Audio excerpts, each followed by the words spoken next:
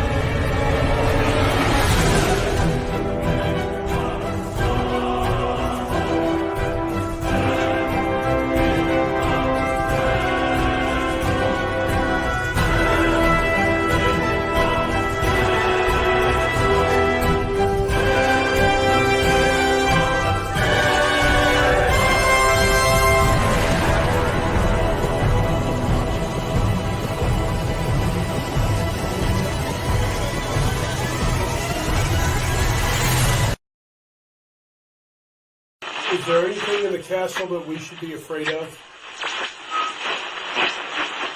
Yeah.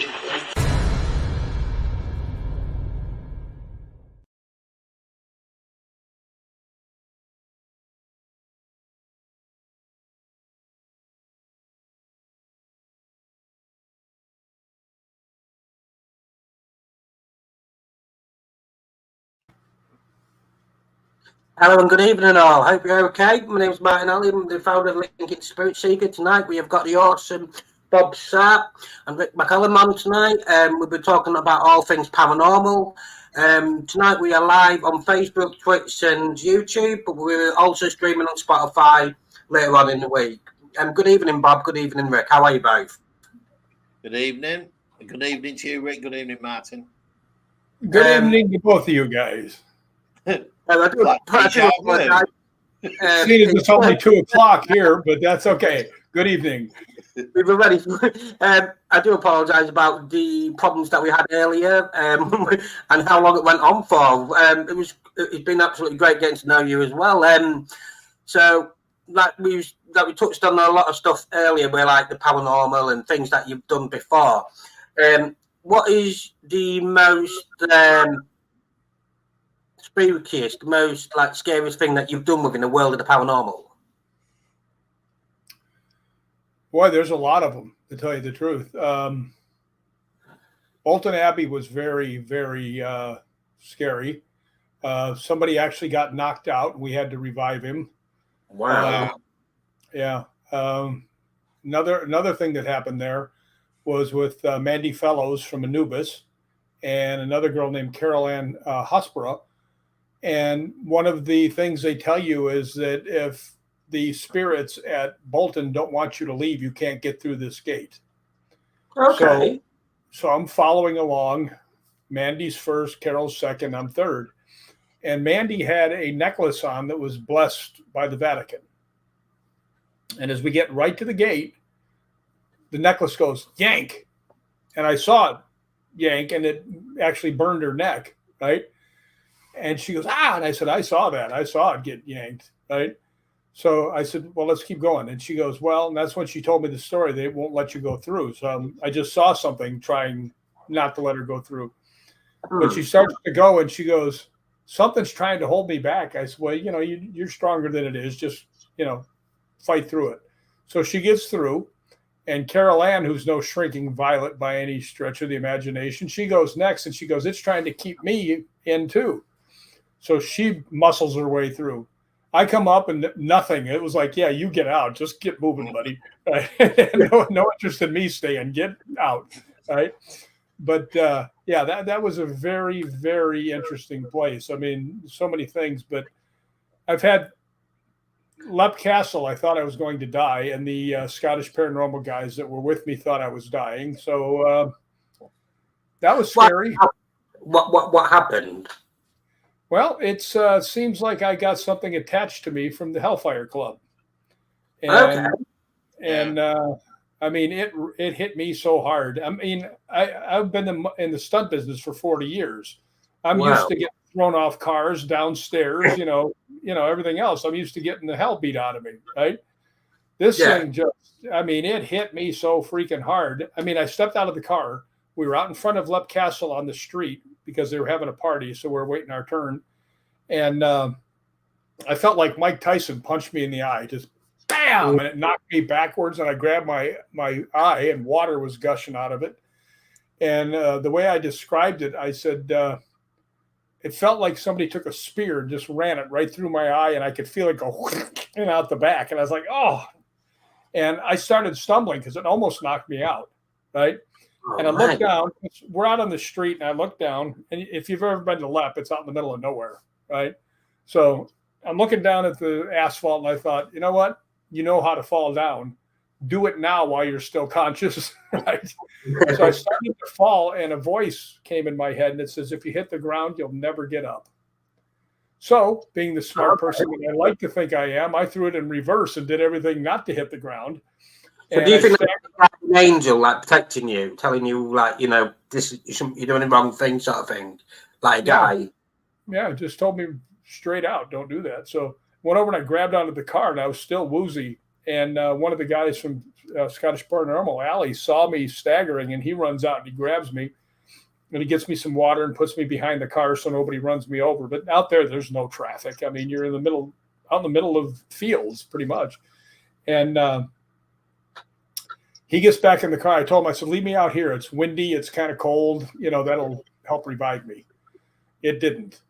Right. So a few minutes later, Allie says, and I wrote a book called Ghosts Believe in Me. It's the last story in there. And one thing I did. This book. Huh? Where could people find this book if they wanted to be able to buy it? Yeah, Ghosts Believe in Me. It's on Amazon.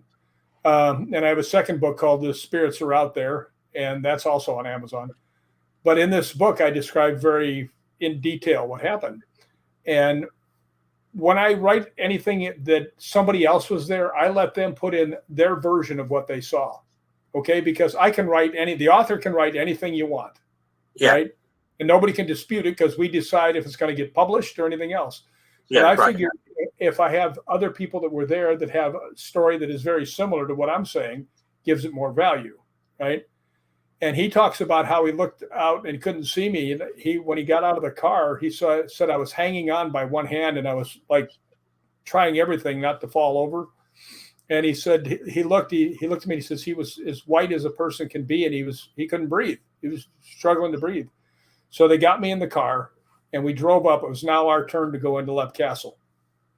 We get up there, and I stayed in the car. I'm just sitting there in the seat. I said, guys, just let me relax, right? Yeah. So I'm relaxing, and all of a sudden my vision starts going like this, back and forth, right? And I'm like, well, that's not good, right? And I'm still holding my eye because it's still watering. Yeah. And then all of a sudden, you know what, the bed spin, and then when the iris closes on the old time movies, that's what happened. I saw the bed spin started going, and then I saw this, just my vision closing, and I thought, oh crap, this is it, and then right then, if anybody's ever been on an airplane, and most people have, and you flush the toilet, you know how those things go, they're like nuclear strong. From here down, my energy went out like that. It went poof, and it was gone. So I'm just laying in the seat. My vision's going, and there's no doubt. I know what's going on. I'm freaking dying, right? And I mean, everything's shutting down, and I'm just sitting there, and I'm like, and I have a weird way of looking at things, actually. And I just said, you know what? I've got to do a lot of things other people never have. I've got to go to places I never thought I'd get to see. If today's my day, I'm okay with it. And about a minute or two, all of a sudden the energy went kind of come back into me. Not as hard as it did as it left, but the energy started coming back into me. And, I could see my vision clearing up. And what was funny the whole time, like every 5 minutes I would look and there'd be a face looking in the window, one of the Scottish Paranormal guys checking up on me. Then I started feeling better. The Scottish Paranormal, you're in their Hall of Fame, aren't you? Yeah, as a matter of fact, I am. I really fooled them. Well, that's like, the book I wrote, Ghost Believe in Me, was the Paranormal Book of the Year. And they asked me, well, how was that? I said, well, that just shows you that trickery and bribery works. Yeah. You've learned some mystical powers. 2020 for that book, didn't you? What's that? You won the awards in 2020 for Ghost Believe in Me. Yeah, it was Paranormal Book of the Year. But yeah, that the end of the story about what happened at LEP. One of the guys sent me a message, says, you're not going to believe what I found out. And I said, what's that? And he goes, two guys had a duel at Hellfire Club, and one guy got shot through the right eye and died. Oh. So that's exactly what I felt. Something hit me in the eye, go out the back. And what I actually think happened was that I was leaving this area. And I think when I said that, the spirit that was connected to me went, no. I just want somebody to know what happened to me. Yeah. Right. And he backed off. And then as soon as he backed off, I was like, oh, coming back to reality. But, just telling anybody that story, you sound like you're full of crap. I mean, but there's a lot of people who saw it. And I got to put one more thing in. The Scottish Paranormal guys had gone in and asked the Lord of the Manor how long it would take to get an ambulance out. And they said, why? And they said, because we think Rick is dying. Right? So, I mean, it wasn't like just me thinking this. Everybody was really afraid of what was going on. But Gregor Stewart, who's one of the bigwigs of Scottish Paranormal, he tells me, he goes, yeah, we were really scared you were going to die. We didn't know what to do. And I said, you're kidding me, right? And he goes, what do you mean? I said, if I die, you better ghost hunt the hell out of me. What's wrong with you? I got a better chance that you're going to get them right here. I like that. Is that we're talking about accident? I remember going to a place in Skegness. It was Hell House in Skegness. This was after Nick Groff. You've worked with Ghost Dancers, so you know Nick Groff. And this is after Nick Groff went there to do his Paranormal Lockdown. So I went there after him to go and help to cleanse the house and everything like that. And I went in, and I ended up going put into the attic, which is one of the most haunted rooms in the house. I didn't think anything of it. I thought, okay, let's find out what guilt there. But my wife got a little bit bored. So my wife, being my wife, turned around to the spirit and said, if there's anything here, poke Martin in the eye. And so I ended up leaving the investigation. We helped a lot of spirits pass over. We ended up leaving the investigation. My eye dropped down there. I'll have to send you the pictures. My eye dropped down here. My jaw, I couldn't hear any. My jaw, I couldn't speak. I had really bad pain in my tooth and everything. And my ear was really, really bad. But being in Hell House, what are the three things that's connected to it? See no evil, hear no evil, speak no evil. and I'll have to send you the actual picture of it. So I'd like to see that. With what you're saying, it's like it was mad because I ended up going to the hospitals. I ended up going to the hospital because my arm was really, really bad. It was, once you see the picture, you understand why I went to the hospital. And it's the first time I've ever been properly attacked. And that's the best way I can say it. It's like, I believe that my wife turned around to Spirit, went, poke Martin in the eye if anything happens. And the guy went, you know what, I'll do better than that. Oh, yeah. But yeah, with what you're saying, I understand the feeling of not knowing what's happening and how it's happened. Because when you, for example, if you're in a fight, you can see that other person punch you. If you're going to hurt yourself on something, you can see that you're going to hurt yourself on something. But when something happens to you and there's nothing there, and you know it's spiritually related, it's a different feeling altogether. Yeah, it's you feel like you're defenseless when that happens. It's like I can't see what's doing this. I have no domain over it. So it's can be pretty scary. It was crazy, isn't it? I will tell you though that I was in a place called the William Heath Davis House in San Diego, and I was there with the San Diego Ghost Hunters. They were downstairs doing a spirit box session, and I was upstairs with a friend of mine, Brandy, who's a ghost hunter, and I just met her. It was like my second time taking her ghost hunting, and she was a model. I mean, really pretty girl, real sweet. And we started walking down the stairs, and she goes, "Why don't we just let them finish? Right? We can sit here on the stairs." So she sat down on the top stair, and I was like 2 stairs down. I went to sit down, and something shoved me from behind, and I almost went flying head first down the stairs. It was only because my big butt was starting to go down that my balance point was different. Yeah. I was able to catch my balance.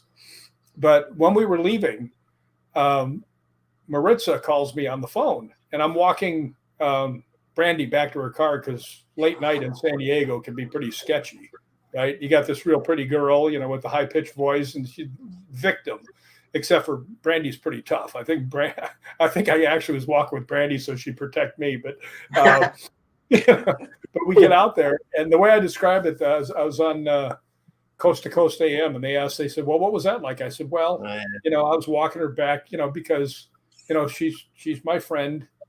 She was a model. She made me cookies. She was a model. Right? Yeah, so there are reasons for me to go. But anyway, Did you mention she's a model? Yeah, a couple dozen times. But anyway, we get a phone call, and she goes, "You have to listen to this." So she plays a recording that she got. She goes, "Okay, who pushed Rick on the stairs?" And it goes, "Spirits." And they go, "Spirits? How many spirits pushed Rick?" And it goes, 5. Right? And I'm listening to this. I'm like, "Well, this is cool." And she goes, why did 5 spirits push Rick? And goes, "He's big." So I got roughed up by some spirits in the William Heath Davis house. It's quite intelligent EVP session, though. That's really good. By the way, I don't know if I told you this, and then I took this girl who was a model back to her car. Yeah, she was a model. The thing is, though, I bet you're going to tell us you're not actually big, but as me and Martin and I think a few others have had conversations, it's not about your human stature. What about the stature of what the spirits see? Because in essence, is your spirit aura, whatever, Rick, is it actually quite large? Is it quite menacing? Because we're laughing and joking and stuff, but really, you've probably got quite a formidable energy. And in which case, that's probably maybe why 5 of them thought it'll take 5 of us. Give you a bit of a shove. Never thought of that, but a lot of people don't. It's a conversation we've had a lot just lately, isn't it, Martin, about what the spirits see us as, because I'm not convinced they see us as full body apparitions or whatever, the opposite way around. I think they see lights, auras, something like that, and I think we've all got different auras, and I think you've probably got you know, just talking to you for a while, you come across as a very solid. I think you've probably got a good solid aura and that, and you could tell you mean business in a nice way. Though. Yeah. Well, thank you. Well, you know what? You know how to look after models. Yeah, and there's this one girl, I walked her back because she had cookies. Yeah. And she had no interest in me whatsoever, but she had cookies and she was a model, and I was going to say she had cookies. What more can you want? Well, yeah, the cookies would have done it. But anyway, yeah, I'm the same. I've had several world-class psychics tell me. They said, "Dude, you have no idea." I said, "About what?" She said, "You have no idea about why the paranormal comes to you." They said. Yeah. I said, well, I kind of think it's like they come to like energy. You know, if their energy is similar to yours. Absolutely. And if you have an opening energy, you know, welcoming energy, they'll come to you. And what I always tell people, they say, well, how do you ghost hunt? I said, well, here's the simple thing. First off, you don't ghost hunt. Don't, yeah. Right? You go over and you go and interact. Okay. I said, second off, I said, you know, if you found a lost puppy in your backyard, how would you approach it? Right. I said, you're not going to try and run and catch it. You're never going to catch it. Right. I said, you stand there, you talk in a nice voice and let it come to you. And Absolutely. It's the same with ghost hunting. And one of the things I always do, and people always say this because my name gets called out all the time. Right. Matter of fact, on the back cover of the book, the Pioneer Saloon, the lady there, she goes, Rick's name has been called out either on the thing or where you can hear it. Every time he's been here, and he's been here at least a half a dozen times. So, I mean, it happens all the time. So do you think that spirits remember you visiting a certain place then? Oh, yeah. Yeah, I actually, you get to have friends. I have one at the LAPD Museum who's named Walter. And I'll tell you that after this. But anyway, they've told me, they said, you know, you've got so many things around you, right? And I know what they're talking about, what's around me. I have more guardians than most people do because I also have some things that like to mess with me. And I am totally okay with them messing with me because I think that's part of my thing in life is to smack them down, right? So it can get pretty freaking scary, but yeah, it's interesting. But one of the things I always do is when I first go into a place, I always say, hey, hi guys, you know, I'm here to just interact with you. I said, I'm going to use some equipment. If you want to give somebody, a message, I have a recorder. If you tell me who it is, I will get it to them. Right. And I describe the equipment. There's a K2 meter. If you come close to it, you'll make it go off and, you know, I tell the whole story. But during the thing, we'll hear Rick. Matter of fact, at Torwood Castle. I mean, you guys may have heard of Torwood. It's pretty well known. On my phone, I have voice-activated pictures. And I'll go around and I'll go, shoot. Yeah. And then Ryan O'Neill, I'm sure you don't know him. He's on Haunted Scotland and he's on Haunted Ireland and all that stuff. Yeah. He's playing back his DR60 and you hear it go, shoot, Rick. Wow. Somebody to take pictures. So I went to a place called it's called Nocton Hall. It used to be used as an old hospital during the war for Americans.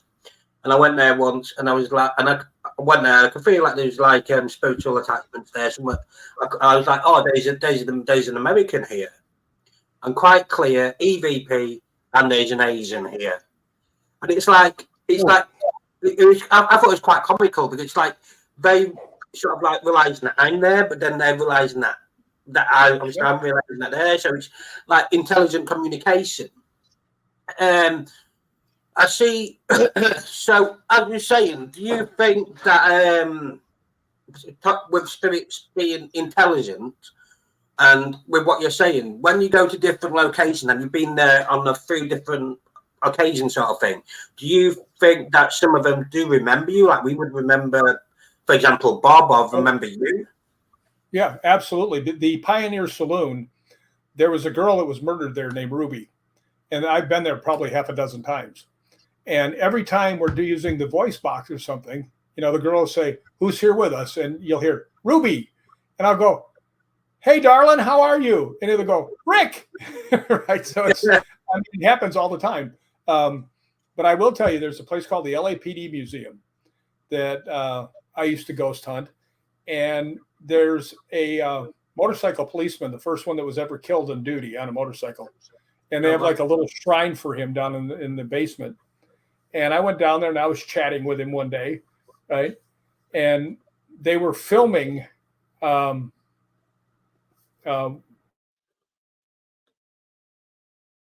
Spanish. There we go. Dead Zone was filming, a live stream. And I went downstairs and I had loaned my equipment there was Kristen Luman, who was on one of the shows. Brandon Albus, who's on one of the shows. Susan Slaughter, who was on another one of the TV shows. Yeah. And I came in on the third day. They'd done the first 2 days. And I'd loaned them my equipment because their equipment got melted inside a storage place. So I'm pretty well known for using the K2. That's my go-to. Yeah. So I pick up the K2 and Brandon says to me, he goes, "Hey, mate, we used that for 2 days. It didn't go off a single time." I said, "Really?" Yeah. Right. And we're standing in the basement and I've got it. And I went, "Hey, Walter, are you here?" Bam, 5 lights. And they went, "Holy crap." I said, "Me and Walter are buddies." Right. Another hunt, we were there. I came down, there's a long conference table down there and 2 people had their K2 meters on about maybe 5 feet apart on the table. And I came in at the end. I set mine down on the other end. So there's like 15 feet between all of them, right? And the one girl, the psychic, Melissa, goes, "Yeah, we heard a name and we think it's Arthur."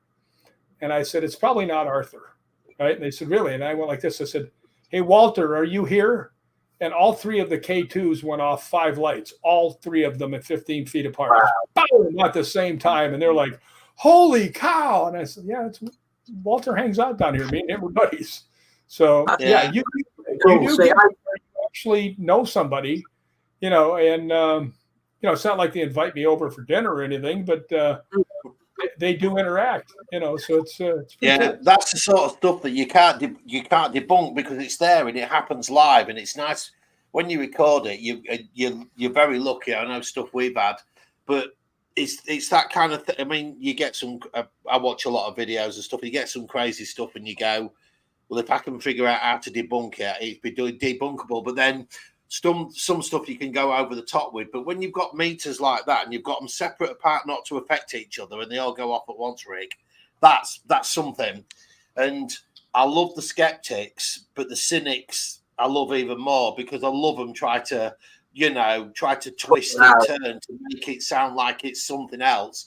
And they could like I have a massive background with UFOs and stuff, and that whole, oh my God, some of the stuff that they come up with to try to it's worse. It's a crazier explanation than just going, "Yeah, it's a spirit." Just admit it's something paranormal because the rubbish, some of the stuff that they come up with is just unbelievable. And I know you'll have had it yourself, Rick, with people. I've seen it a lot of times. But you know what? I never demean anybody's story because and the reason is I've been to like 4 or 5 people with us and I'll see something and I'll ask everybody, "We didn't see anything." And I'll say, "Did you hear this?" "No." We'll play the tape back and you can hear it play. Okay. Yeah. Now that doesn't make me the superhero of ghost hunting. That's just what I heard. Right. But the other 4 people didn't. Now, there's going to be instances where somebody else is going to hear something and see something, and I'm not, right? So I'm not going to demean it. Say, "Well, I didn't see it." Okay, but he did, So let's just go with that, So I never demean anybody's because because I've always I'm not going to retell it again, but me and my wife I've had experiences all the way through my life. Me and my wife had an amazing experience, and I know it was real. My wife knows it was real, and it makes me just go, because I've just started a new job, and as soon as I found out what I like to do in my spare time, so to speak, that was it. The number of stories that come out and everything, but I've always said, you could tell me you've got fairies at the bottom of your garden. I'll listen to you. Because if I was to recount my story, and I'm not doing it now, I'd expect you to go, "Yes, it happened to you, Bob," or, it happened to you and your wife. So I would always listen to somebody, always listen to them, and with an open mind. So I get that. Yeah. Right, so it's like the reason why I asked about like if you go back to locations, will spirits remember you, is because I go to a certain location and it's the first place I've ever went paranormal in. What word? Paranormal in. And I went there, and it's like every single time I've gone, there's always been this like intelligent spirit there, always communicating, always making the cage go off, and everything like that. And it's like I left it.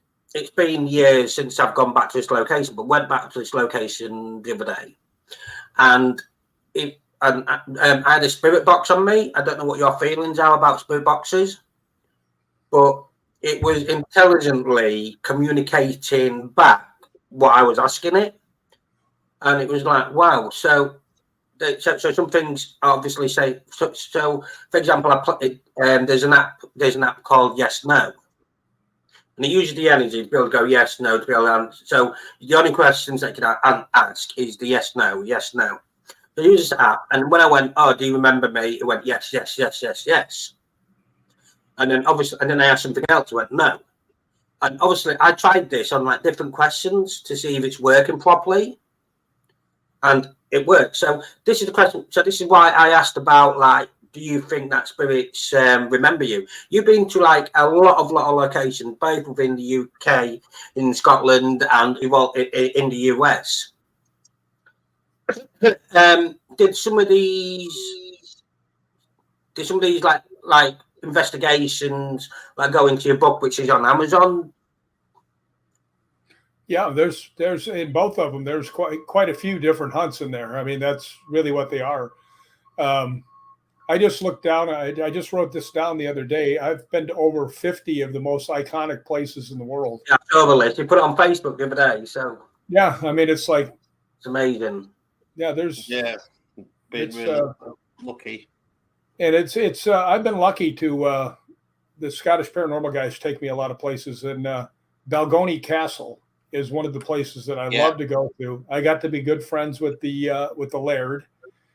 Almost started crying the last time I saw him. I had to leave the room. I was there with the people that were part of starting Ghost Hunters, right? And they were filming a show to show, on Dead Zone. And I hadn't seen the Laird in like 2 years, and he was in his 90s by then, right? And he had told me, and I'm not going to tell anybody what it is because he told me to keep it a secret, but he told me one of the most astounding things that I've ever heard. And the last time I saw him, he said, "Did you keep the secret?" And I said, "Yes." He goes, "Good. Here's the other half." And then I was blown away with what he was telling me. But we went in, and he was, just to be honest, he was on his deathbed. He had the bed out of his. He was always up on the top floor, but now he was down on the bottom floor, and he had a hospital bed down there. And we went in there. There was like 5 of us, and he was talking to everybody, and I was just standing there, and I wasn't saying anything, and I didn't know if he would remember me, right? Because it had been a couple of years, and he was in his 90s, right, I believe. And finally, he looks up and he sees me, and he smiles, and he puts his hand up, right? And I put my hand down. I'm holding his hand, right? And he pulls me down, right? And he said something to me, and I said something back to him, right? And I looked up at the people there. I said, "I'm going outside, man. There's a lot of dust in here," right? And off I went. So you can meet some amazing people through ghost hunting. I mean, some of the kindest people there are. Yeah, especially when people who are telling you stories and stuff. When I think sometimes you've got that trusting manner, and people instantly realise you'll take them seriously, or at least listen to them. And then some of the stories that people tell you, and I was thinking, we've had this conversation, haven't we, Martin, that I honestly get the cynics, I honestly get the skeptics, the believers and everything else and stuff. But I think when it comes down to it, like the world of UFOs and stuff, we can't all be wrong. We can't all be mistaken. You can't tell me that everything there's for the cynics, there's got to be something, but I know they want that piece of evidence that they're never going to get, because they're always going to look for something that's you know, a different answer, which I suppose at the end of the day I've got to accept as well. But I do personally believe that you know, it's just a pity that there is plenty of evidence. Yeah, there is. UFOs. They just don't want to see it, do they? They're not going to let you see it. Is the problem? I have a good friend. He passed away not too long ago, and one of the best evenings I had was we were at a paranormal conference, and his name was Stanton Friedman. Now, if you guys are into UFOs, oh my God, yes, you know who Stanton. Wow, was one of my heroes. Oh my God. Well, there was another guy that was with him, Chris Rutkowski, who's from Canada, and he's another big researcher. Yeah. And the show was over, and I went in to charge my phone and get something to eat. And Chris comes over and he goes, "Hey, come have dinner with me in Stanton." And I mean, wow. I was like, I was like a UFO. I was over there. Absolutely, yeah. Oh wow. And we sat there for like 2 hours talking all UFOs. Yeah. And amazing man, Stanton Friedman. Absolutely amazing. Well, I told him too. I said, you know, I've listened to everything you've done. I've read all of your books. Right. Yeah. Every time you're on TV, I watch. So at the end of the thing, he just looks at me and he goes, "It's amazing. You know, I expected, because you're the paranormal guy, it's amazing what you know about UFOs." I said, "Not really." And he goes, "Well, how's that?" I said, "I told you I've watched every time you've been on. I've read all your books." I said, yeah. Him along with Hynek. He was a great guy. He really was. Yeah. That's cool. I have to tell you before we go too far how I met Stanton. We were doing a coast-to-coast radio show on the Queen Mary on Halloween. And this is the first time I met him. We were back in the green room, you know, where they wait to bring you out. And Stanton had these big fuzzy eyebrows and the glasses that he would pull down and look at you. Yeah. And I had on my Hollywood Ghost Hunter shirt. And he looks at me and he goes, "So, do you really believe in ghosts?" I said, "Yeah." He goes, "Even though there's not a shred of empirical evidence," right? And he looks at me, you know, the eyebrows are moving and he's looking over the glasses. And I just looked at him, I said, "Do you believe in UFOs?" And he looks at me and he goes, "Yeah, it's true. It's absolutely true." I got him a touche on him. So, but really good dude, though. I was talking about all the ghost hunters. You've been done a stunt person, quite a few movies, you've also released movies. What is your favourite movie that I've ever done? Would be Hatchet 2. There was a movie called Hatchet, and there were actually 4 of them. And I actually was in all 4 of them, but as a stunt guy. But in part 2, I actually had a part. And I get killed in a horrendous way. Matter of fact, it's in the video that you saw where I'm getting chainsawed through the crotch and up through my head. And that's Kane killing me in Hatchet 2. By the way, one of the pictures in there, you should have noticed, Bob, that was me standing there like this. Yeah. That was Bolton. Yeah. I was going to say, so I thought that was Bolton Abbey. There was that that little bit, because I thought to myself, I thought it was obviously when Martin had put it together, I thought, he's probably flicked a couple of snippets of places in. So I thought, yeah. And then, of course, when you mentioned Bolton Abbey, I'm like, oh my God, yeah, of course. Yeah, and there's the Hellfire Club in there. I mean, the Hellfire Club's an amazing place. Yeah, absolutely. I got to tell you what happened there. This story's in the book. They had the Frank's box, the one that you see, the energy, he says at the end. Yeah. And they were trying to get something from it. And nothing was happening, right? So I walked up, I said, "Can I try?" They said, "Sure." So I said, "My name is Rick, and I came here to see if I could talk to my relative, John Wilkes." Now, John Wilkes had been a member of the Hellfire Club. He'd also been Lord Mayor of London, and he'd been in Parliament, right? And he was one of my relatives. And he was actually kicked out for dressing a baboon up like Satan and letting him loose. So they actually threw him out of the club, scared the hell out of the Earl of Sandwich. That's really who it was, the Earl of Sandwich. Yeah. He had 2 hookers with him, and he pushed them, and he said, "Take them, they're bigger sinners," because they didn't realize what was going on, and he became the laughing stock for hiding behind the women. But he went out to destroy John Wilkes and did a pretty good job of it, actually. But And I said, yeah, I'm just here to talk to John Wilkes. I said, he's my relative, right? And next word that comes out, he goes, relative? I said, yeah, I'm your relative. I came all the way from the United States. My name's Rick, right? It goes, hi, Rick, right? And the two people that are standing there, their eyes are like this, right? And then I said, this is going to prove to me that you're actually my relative. Did you really dress a baboon up like Satan and let it loose into the things? And it says a couple words, and then it goes, baboon. Now, what are the chances of the spirit box saying relative, hi, Rick, and baboon within like a 3-minute session? Yeah. And then I looked over and people would say coincidences, but that's a hell of a coincidence. Yeah. How many times you guys have ghost hunted 5 million times? How many times have you heard baboon come through the spirit box? Never. Right? No. Yeah. I looked over at the guys. I said, this is going to be a great piece of tape. And they said, oh, we weren't recording. And I was like, the usual. But it's in the book. That's another one that's in the book with the girl describing what she heard, when we were doing that. So, yeah, that was pretty interesting. So, I was going to say, while I was in Scotland, there's a place.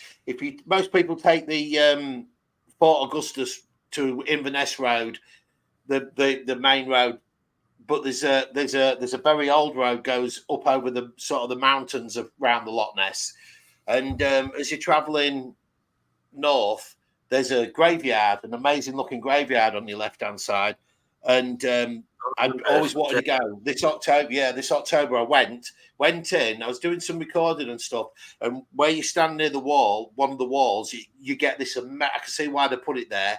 It's an amazing view of the loch for those that are buried there, the spirit wise.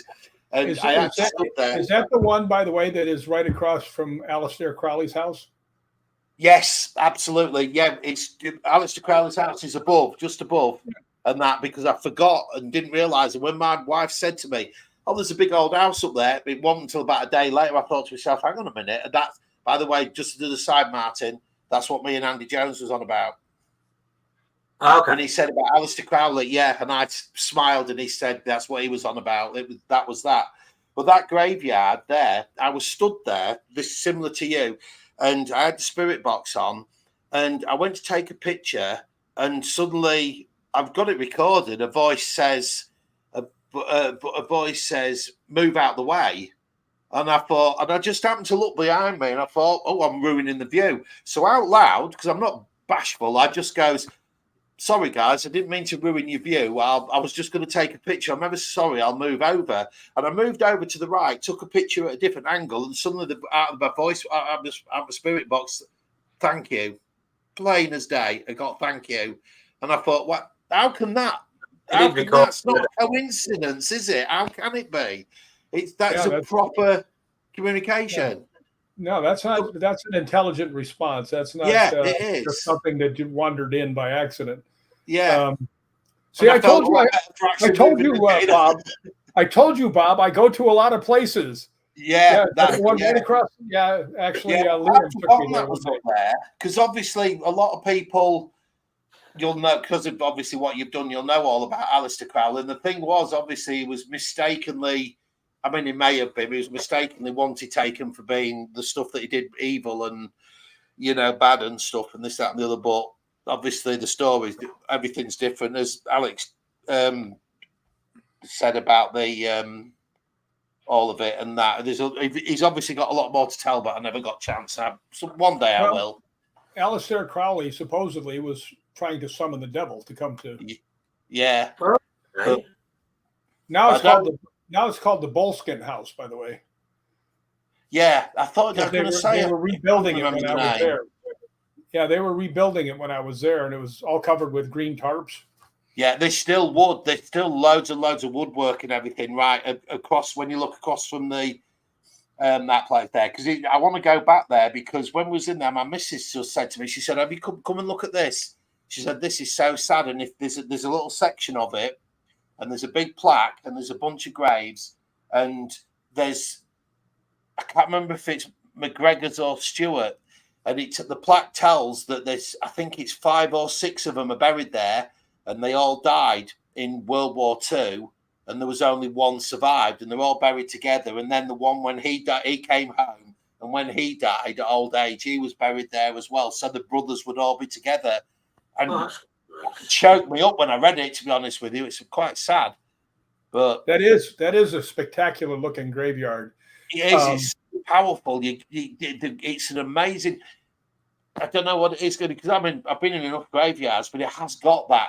Maybe it's the location, the area, and everything. Oh, well, you know, when you're sitting there and you're taking a picture out over the graveyard and Loch Ness is behind it, and you get the view of the water through the trees and stuff, it's amazing. Yeah. Fortunately for me, my phone stopped working. It was full. I could not take any more pictures. And I asked one of the girls, Claire Rare, her name is, who is an amazing person with the dowsing rods. I've never seen anything like it. I asked her to take some pictures. My favorite go-to gadgets, they are. Yeah, and I mean, go-tos. Yeah, she was amazing with them. And I mean, I watched her fingers and her hands like a hawk. I was only like this far away, and I was like, I do it all the time with you, Dr. Martin. I always say, one of the things I always say is focus on my hands, so you know I'm not moving. Yeah. I feel Martin's hands all the time. You know what happens? They kept telling me, they said, well, you try it. I said, no, I'm not going to. And they said, why not? I said, I'm going to tell you what happens, right? And they go, what? I said, I always ask the same thing, right? They said, what? I said, you point me to the most powerful energy that's here. And every single time I do, the thing turns back and points at me. No matter where I'm at, it's happened every single time. And when I did it, they were like, holy cow. I said, here. I'm going to try.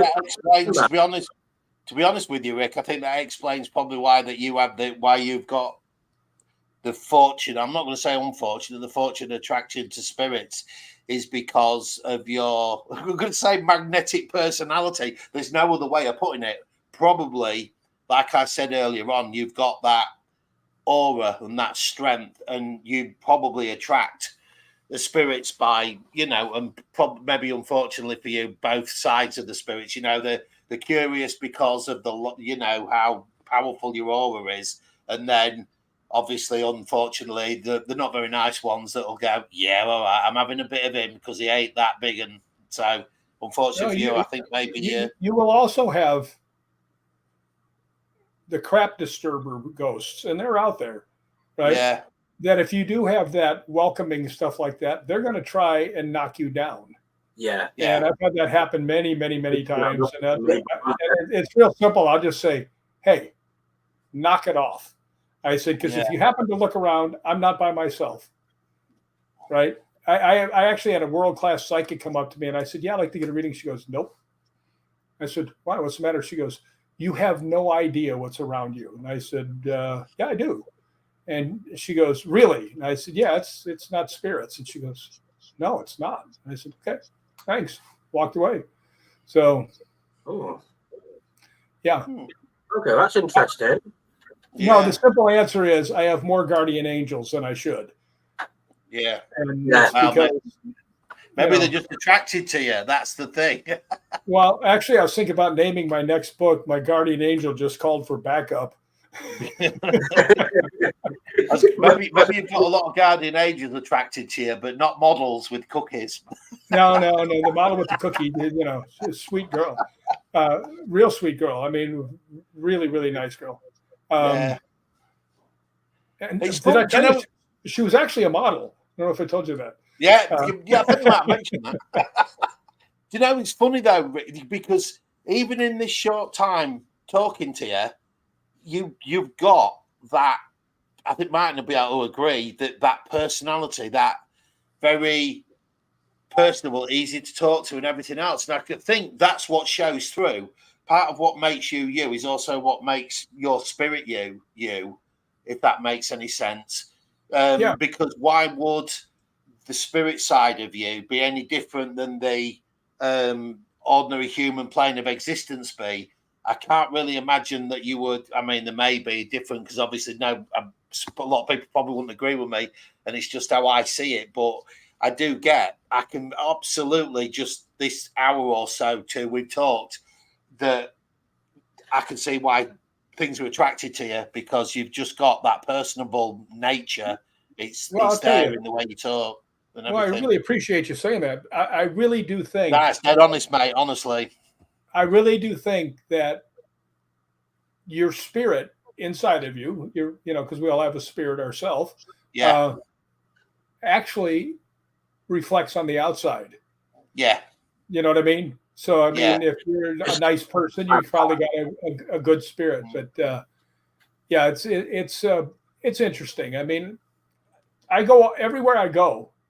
In my book, the very first sentence of my first book, it says, "I only have one superpower. People are really nice to me." And it's true. I mean, I go places and people just come over and they start talking to me, and I just, of course, I'm like, I'll wear you down until you want to talk to me. That's I'm like a fungus walking through there. That's because you're a fun guy to be with. Oh, I had something happen yesterday. There was this pretty girl at the Department of Motor Vehicles, which is like the worst place on the planet to go.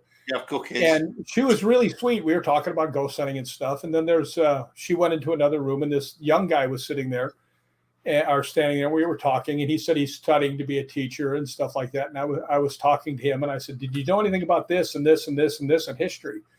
And he said, "No." I said, "Well, I'm writing a book right now."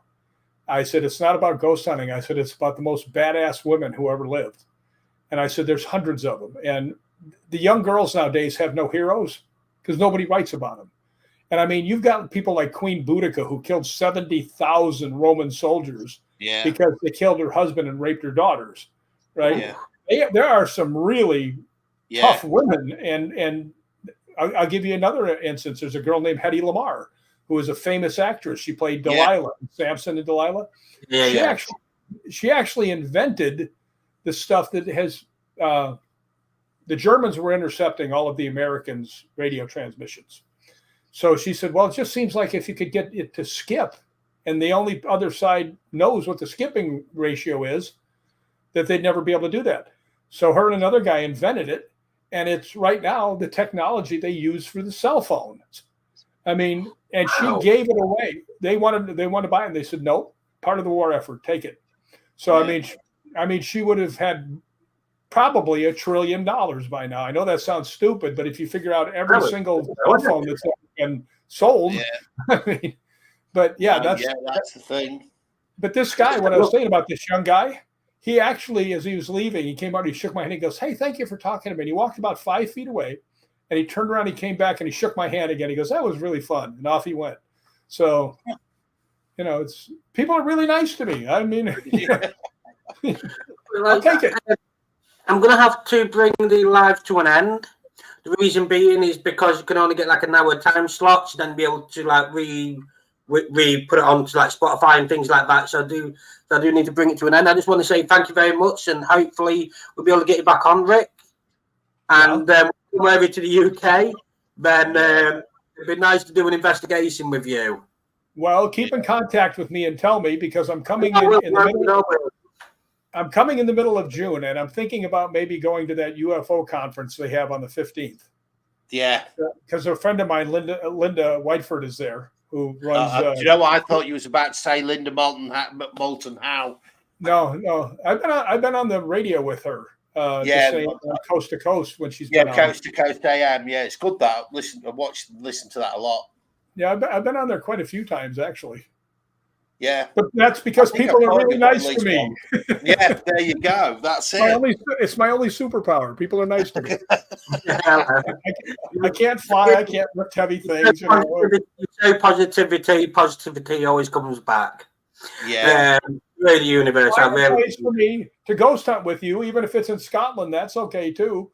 It's going to happen. It's going to happen. LSS and Hollywood Ghost Hunters are going to get together.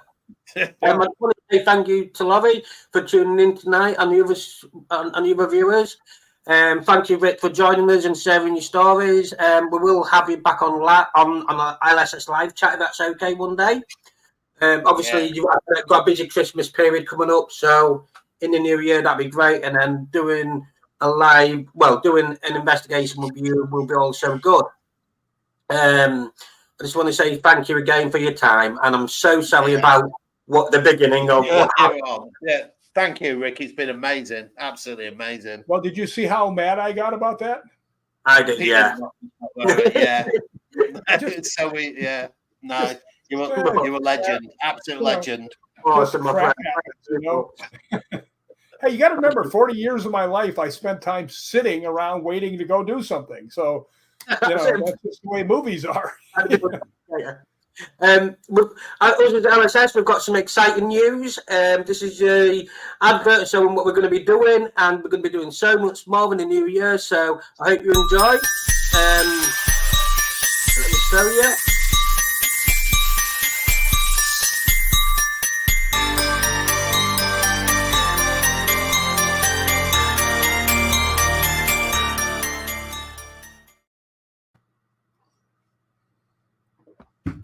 Thank you very much for your time, and thank you, Bob, for coming on tonight. I really appreciate it. Thank you, Rick. Always pleasure. Thank you very much. Good. It was fun. Thanks for having me.